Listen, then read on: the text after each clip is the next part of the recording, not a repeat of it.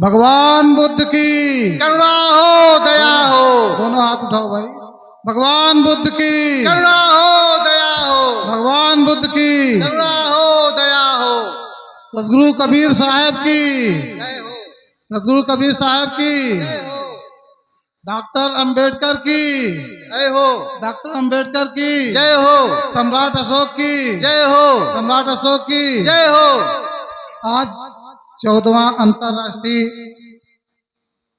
बौद्ध सम्मेलन जो शिवमंगल इंटर कॉलेज सिद्धार्थ नगर ऊंचाहार में आयोजित किया गया है।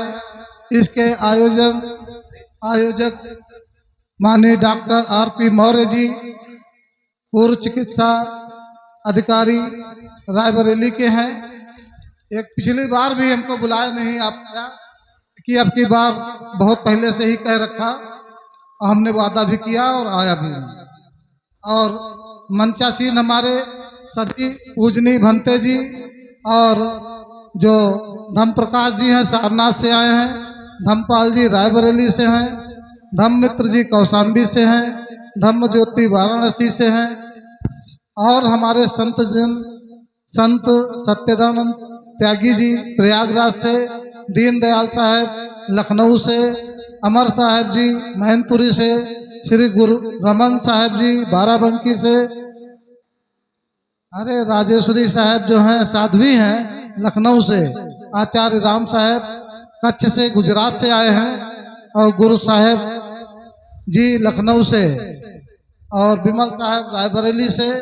आज के मुख्य अतिथि माननीय इंजीनियर जयसिंह जी जो पूर्व चीफ इंजीनियर PWD, मुख्य वक्ता राष्ट्रीय प्रवक्ता सम्राट अशोक डॉक्टर सच्चिदानंद जी, और माननीय KP राहुल जी जो पूर्व लेखाधिकारी भारत सरकार, माननीय KD सिंह जी डायरेक्टर, और वशिष्ठ में सुनील दत्त जी आचार्य SS इंटर कॉलेज रायबरेली। आज सबका स्वागत है, सबका अभिनंदन है, सबको बहुत बहुत मंगल कामनाएं, शुभकामनाएं। ये बहुत अच्छा सुनहरा अवसर है। ऐसे कार्य आयोजित करने से ही जागरूकता आती है।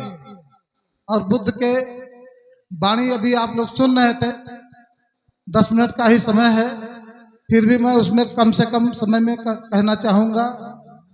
पंचशील पालक सदा संचालक सब लोक, नमो तथागत धम्म में जो सम्यक संभो, तीनों तृष्णा भग्न करी मारा मारहिमान, जन जन हित जीवन दिया, नमो येस भगवान। ऐसे सिद्धार्थ भगवान गौतम बुद्ध को कल बुद्ध पूर्णिमा के अवसर पर पूरे भारत में ही नहीं पूरे विश्व में, और लुम्बिनी में नेपाल में तो इंटरनेशनल इतना बड़ा बुद्ध पूर्णिमा की जयंती मनाई गई कि पूरे विश्व के लोग एकत्रित हुए। ये हम सबका सौभाग्य है कि भारत की धरती पर हम बुद्ध की धरती पर जन्म लिए। अपने मन से कहे चाहे अपने गैर मन से कहीं बोले। यहाँ के प्रधानमंत्री जी जब बाहर दुनिया के बाहर जाते हैं तो दुनिया को यही कहते हैं, मैंने दुनिया को बुद्ध दिया युद्ध, यानी बुद्ध ही सर्वोपरि है। पूरी दुनिया में बुद्ध ही धर्मगुरु है। ये साबित कर दिया, प्रधानमंत्री ने साबित किया, स्वयं साबित कर रहे हैं। अभी भगवान बुद्ध की बहुत सारी गाथाएं हैं, बहुत सारा है, मैं मंगल गाथा में थोड़ा सा बोलूंगा। भगवान बुद्ध कहते हैं अपने मंगल के लिए, कुशल जीवन जीने के लिए, अच्छा जीवन जीने के लिए भगवान बुद्ध कहते हैं, खंती चासो अच्छा समरा नच दर्शन काले न धम्म सा कच्छा एतंग मंगल मुक्त मंग। भंते जी ने पंचशील पर समझा दिया, ज्यादा नहीं कहना है। पंचशील ही धर्म है। 5 शील जो आप लोगों ने पालन लिया है, इसका पालन करेंगे तो जीवन में कोई दुख नहीं आएगा। कहते पहली मंजिल शील है, दूसरी मंजिल ध्यान, तीसरी प्रज्ञा पुष्ट की, चौथी मुक्ति दान। शील धर्म पालन करे पाप रहे ना शोक, सदाचार से सुधरते लोक और परलोक। यानी 5 शीलों का पालन करने से ही आपका आचरण शुद्ध होगा। गंगा में का पानी में जल में स्नान करने से आपके शरीर की मिट्टी धूल तो चली जाएगी, लेकिन मन के पाप कर्म केवल पंचशील का पालन करने से ही आचरण आपका पवित्र होगा। तो शुद्ध धर्म जो भारत का शुद्ध धर्म है ये पंचशील ही है। इसका कोई एक जाति से नहीं है, ना हिंदू का, ना मुस्लिम का, ना बौद्ध का, ना जैन का, जो भी पालन करेगा। इसलिए संविधान के अंदर हमारा पंचशील पुरोहित है। कोई भी किसी की हत्या करेगा 302 मुकदमा लग जाएगा, कोई भी व्यभिचार करेगा जेल जाएगा। यानी पूरा पंचशील हमारा जो है भारत के संविधान पर चल रहा है। और निश्चित रूप से मैंने अभी स्टार्ट में कहा कि भगवान बुद्ध कहते हैं कि अपने आप में शांति लाना ये परम सुख है। जितनी ज्यादा शांति होगी, जितनी ज्यादा करुणा होगी, जितनी ज्यादा मैत्री होगी, आपका कोई कुछ बिगाड़ने वाला नहीं है। भगवान बुद्ध की शांति इतनी थी, इतनी शांति थी, उनके शांति के संदेश के द्वारा उनके लोग साथ जुड़ते गए। इतने लोग जुड़ते गए जो अपोजिट, जो बुद्ध को नहीं मानने वाले थे, उनके परिवार के लोग भी उनके शिष्य बनते चले गए। ऐसा देख करके कुछ लोगों के मन में आया इनकी अशांति भंग करेंगे। देखते कैसे कितनी बड़ी शांति है। तो उस व्यक्ति के अंदर जाता है जहां भगवान बुद्ध जेतवन में अपना धम्म देशना दे रहे थे, उसी रास्ते से निकलता है। आज क्रोध करूंगा, आज इनको गुस्सा करवाऊंगा, देखता हूं कैसे नहीं आती गुस्सा। रास्ते से निकलता, मन में सोचता या इन्हें कुछ कहूंगा। सोचने लगा, सोचते सोचते उसके मन में आया अच्छा आज इनके मुंह पर थूक दूंगा। किसी को गाली दे तो बर्दाश्त होगा, एक झापड़ भी सब मार दो तो सहन करेगा, लेकिन किसी के मुंह पर थूक दो तो बर्दाश्त नहीं करेगा। वो व्यक्ति निकलता और भगवान बुद्ध के सामने जब पहुंचता है उनके मुंह पर थूक देता है। भगवान बुद्ध अपना मुंह पोंछ लेते हैं और उनके शिष्य जो उत्साहित होते हैं पकड़ो मारो, लेकिन भगवान ने सबको मना किया, सब लोग चले जाते हैं, वो बैठ जाते हैं। वो व्यक्ति चला गया। जब आगे जाता है तो उसके मन में आया लेकिन हो सकता लगता इनके मुंह पर पड़ा है, इसीलिए इन्हें कोई क्रोध नहीं आया। आगे जाता फिर उस सोचता रहता और कहता अब की बार जाऊंगा और सामने खड़े होकर इनके मुंह पर थूक दूंगा। और फिर वो लौटता है वहीं से और एकदम सामने आकर के भगवान बुद्ध के मुंह पर दोबारा थूक दिया। जैसे दोबारा थूका, भगवान बुद्ध ने फिर पहुंच लिया। उनके शिष्य फिर उत्साहित हुए, क्रोधित हुए। भगवान ने सबको मना किया, बैठ गए। लेकिन महापुरुषों पर आक्षेप लगाना, उनको गाली देना, कि कोई क्रोध करना, उस किए हुए पाप कर्म से वो व्यक्ति आगे तो बढ़ गया, लेकिन आगे जाकर उस शरीर में इतनी जलन हुई, इतनी जलन हुई, और रात भर सो नहीं पाया। इतना क्रोध में जलता रहा कि जलते जलते वो क्या हुआ, सो नहीं पाया। सुबह उठता है, फिर वो जेतवन की तरफ जाता जहां भगवान बुद्ध देशना दे रहे थे, और वहीं पहुंचता है और उनके चरणों पर गिर करके नमन करता है, भगवान मुझे माफ करो, भगवान मुझे माफ करो। भगवान कहते क्या हुआ आपको, क्या हो गया? अरे भगवान, मैंने आपके ऊपर कल थूक दिया, और एक बार नहीं 2-2 बार थूका, इतना बड़ा पाप कर्म किया। भगवान कहने लगे ये जो नदी बह रही है, कल जो पानी था कल आज कहाँ गया होगा? अरे भगवान, कल जो यहाँ पानी बहता हुआ पानी रात भर में तो 200 कोस चला गया होगा। अरे तो भाई कल तुम क्रोध में थे, कल तुम गुस्से में थे, आज तो क्रोध में नहीं हो, आज तो आके नमन कर रहे हो। कितना शांति, इतनी शांति, इतनी करुणा। इसीलिए भगवान बुद्ध को करणी मैत्री सूत्र में कहते हैं एकेच प्राणभूत से तसावा था वरारन वैसा दी गावा ये महानता वा मध्यमा रसक अड़ुक्तोला दिट्ठा वदिट्ठा हित दूरे बसंते दूरे भूता वा सम्मावेशी सभ्य सत्ता भवंसु तत्ता। यानी हम लोग चाहते हैं हमारा परिवार सुखी हो, हमारे नगर के लोग सुखी हो, हमारे देश के लोग सुखी हो, लेकिन एक व्यक्ति भारत का इसी उसके मन में था संसार के प्राणी जितने भी हैं, जो दिखाई देते नहीं दिखाई देते, छोटा है बड़ा है, 2 पैर वाले हैं, 4 पैर वाले हैं, बिना पैर वाले हैं, सभ्य सत्ता भवंसु तत्ता, यानी सारे प्राणी सुखी हो। इतनी बड़ी करुणा। हम लोग बैठे हैं अभी, इतना कि एक छोटा सा भी सांप निकल जाए तो शायद एक दो लोग कहेंगे जाने दो, नहीं तो कहेंगे जाने न पाओ, मार दो। लेकिन इतनी बड़ी करुणा भगवान बुद्ध के अंदर थी, इसलिए उनको करुणा का सागर कहते हैं।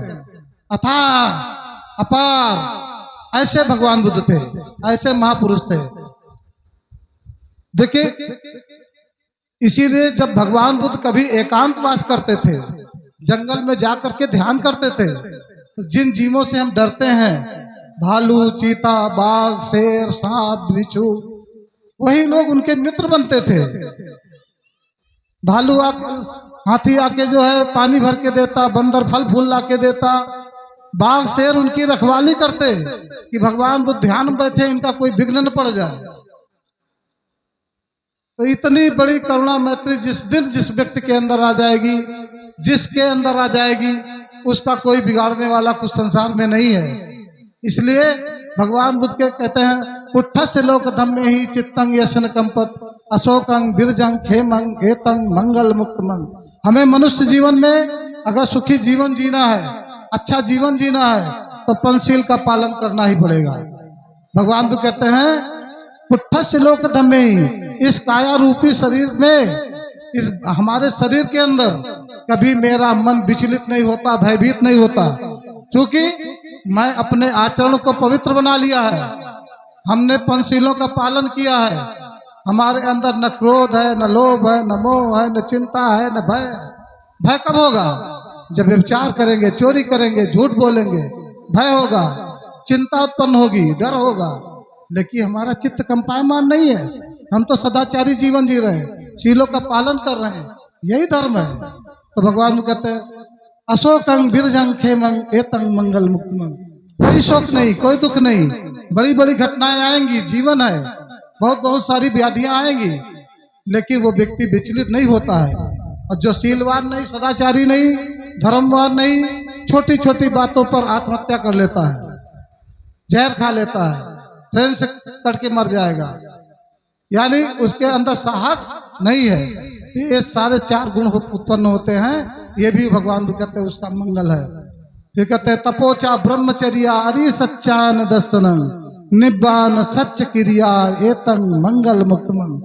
भगवान बुद्ध कितनी बड़ी बात कहते हैं, कोई दुनिया में तुम्हें मुक्त करने वाला नहीं है। इस दुनिया में मुक्त करने वाला अगर तुमको हो तो तुम स्वयं हो, अत्दीपो हो, अपने आप के दीपक हो। भगवान बुद्ध मंगल सूत्र में कहते हैं, तुम अपनी बुराइयों को छोड़ दो, त्याग दो, पंचशील का पालन करो, आचरण को शुद्ध करो।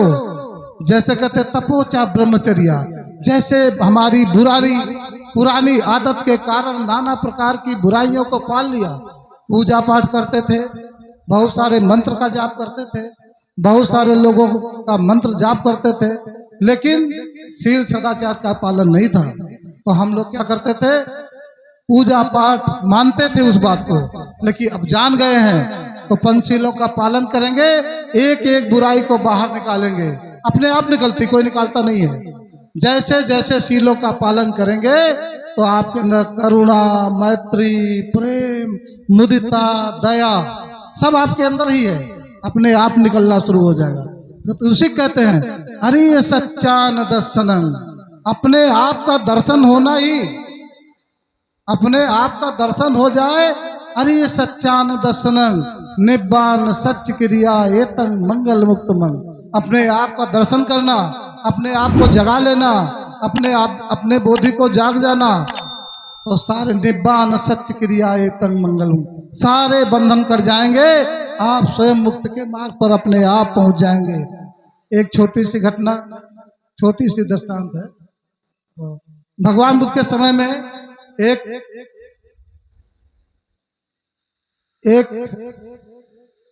राजा था, वो उस नगर का, तो उस नगर में उसका एक मित्र भी रहता था, और उस मित्र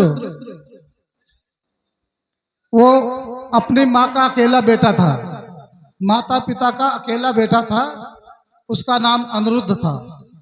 अनिरुद्ध जो है बौद्ध भिक्षुओं के संपर्क में आकर के, भगवान बुद्ध के शिष्यों के संपर्क में आकर के, उनकी देशना, उनकी वाणी सुन करके उसके मन में उत्साह जागा कि हम भी भगवान बुद्ध के धर्म में प्रवज्जित हो जाऊंगा।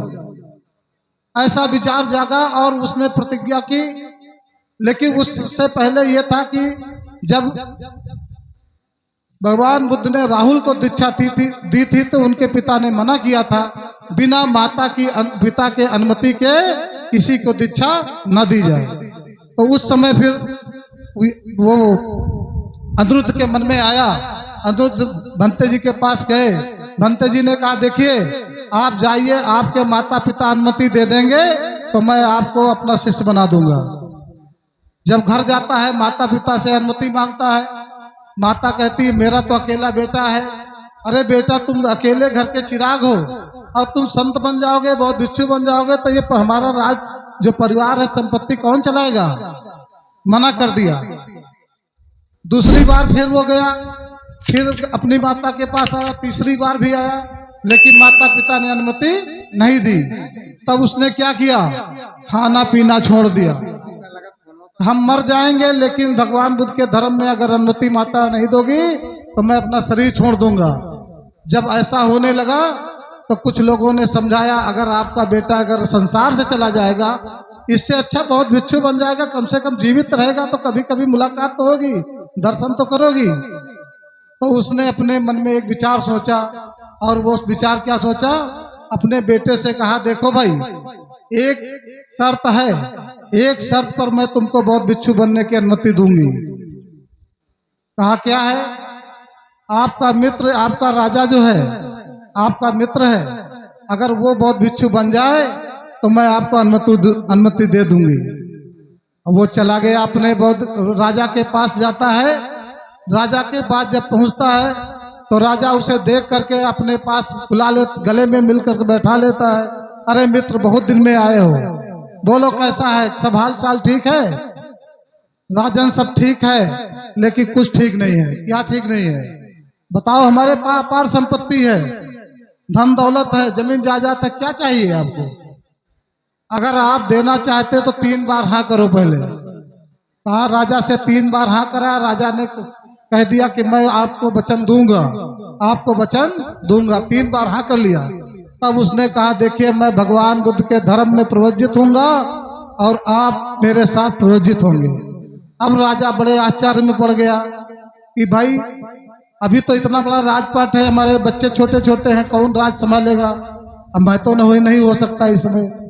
लेकिन मैंने जब इनको वचन दे दिया है, तो उस समय कोई भी वचन देता था उसको पूरा करता था। तो उन्होंने कहा, ठीक है, मुझको 1 साल का समय चाहिए, 1 साल बाद मैं आपके साथ प्रवज्जित हो जाऊंगा। उसने सोचा 1 साल तो बहुत ज्यादा होता है। कहा 1 साल नहीं। फिर कहा, अच्छा 6 महीने। 6 महीने भी नहीं, बहुत ज्यादा है। फिर 3 महीने, 3 महीने भी बहुत ज्यादा है। 2 महीने, 1 महीने, फिर होते थे 15 दिन। फिर हुआ नहीं, अच्छा भाई, होते होते अंत में आया 1 सप्ताह। 1 सप्ताह का समय आप राजपाट सौंप दो, जिसको जहां लगाना हो लगा दो, उसके बाद हमारे साथ आप प्रवज्जित होंगे। 1 सप्ताह बाद वो अनिरुद्ध के पास आता है, अपने मित्र के पास, कहता चलो हम आपके साथ प्रवज्जित होंगे। और वो भगवान बुद्ध के पास पहुंचता है और दोनों लोग प्रवज्जित हो जाते हैं। दोनों लोग भगवान बुद्ध के धर्म को स्वीकार करते हैं और चीवर पहन करके, बाल गुटा करके, बहुत भिक्षु बन करके जा करके बगीचे में ध्यान करने लगते हैं। यही पंचशीलों का पालन किया, अष्टांगिक मार्ग का पालन किया, और अपने सांस को देखते देखते, आप लोग सभी जानते हैं, मेरे पास अगर सबसे कीमती चीज है दुनिया की, क्या है? जो ये सांस है, आ जा रही है। अगर ये सांस एक बार निकल जाए तो जितनी भी संपत्ति देना चाहो दे करके वापस नहीं कर सकते। इसलिए ये जब एक एक सांस हमें मिली है, एक सांस भी मेरी कोई व्यर्थ काम में न जाए, कोई गलत काम में न लग जाए, सदा चरण में ही लगे, तब मेरा मनुष्य जीवन सफल है। तो दोनों लोग ध्यान करने लगे। कुछ दिन में करते करते ध्यान, राजा अरहत हो गया, यानी सारे दुखों से मुक्त हो गया। जब मुक्त हुआ तो उसके मुख से उद्गार निकलता है, अहो सुख, अहो सुख, अहो सुख।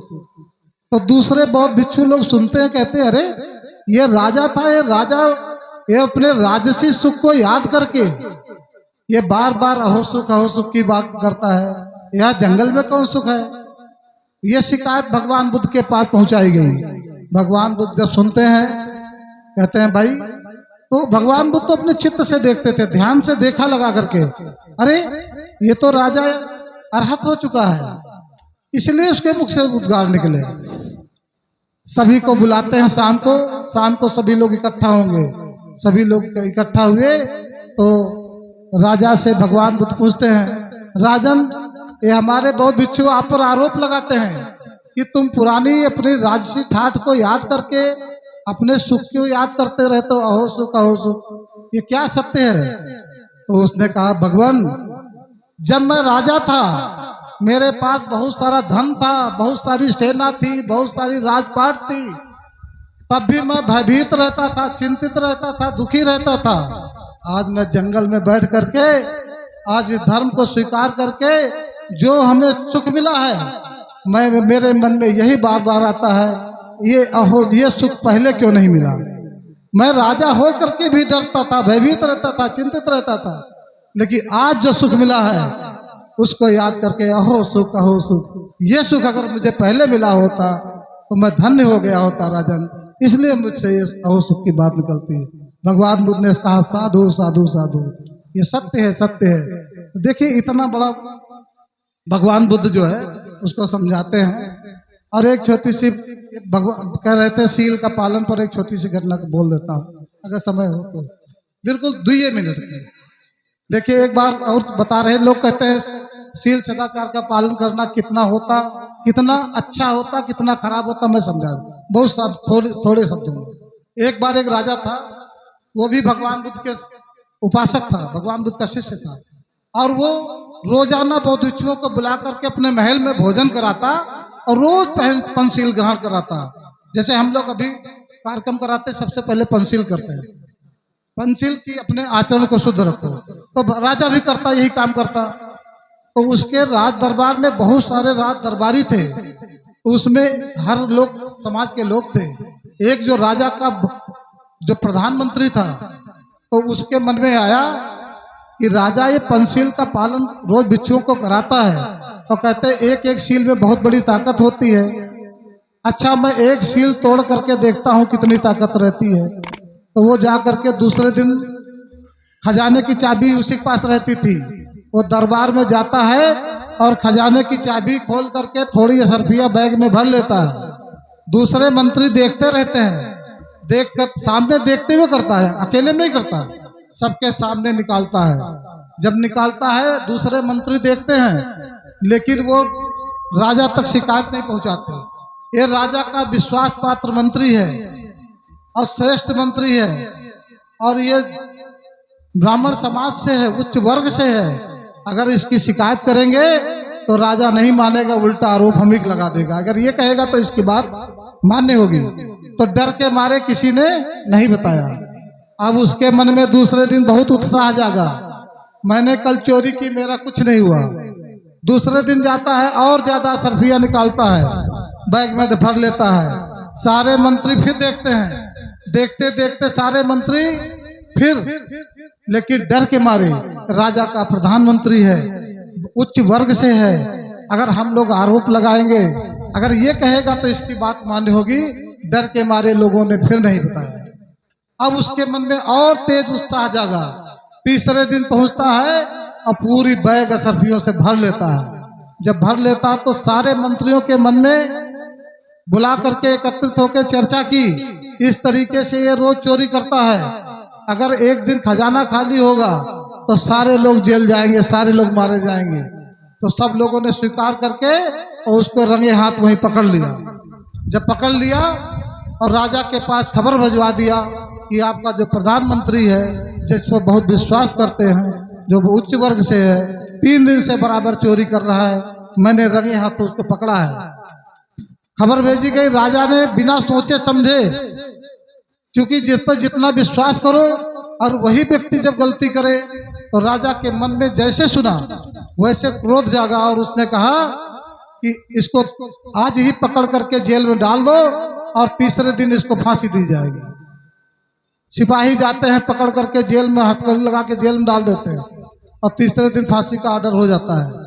दूसरे दिन फिर उससे पूछा जाता है कि भाई क्या खाओगे, कुछ खाओगे पियोगे। आज भी जिसको फांसी होती है उससे पूछा जाता है कपड़े पहनोगे, खाना खाओगे, परिवार से मिलोगे, पत्नी से मिलोगे, उससे भी पूछा गया। उसने सब कुछ इनकार किया। उसने कहा मैं केवल राजा से मिलना चाहता हूँ। राजा के पास खबर गई। राजा जैसे खबर सुनता है और क्रोधित हो जाता है।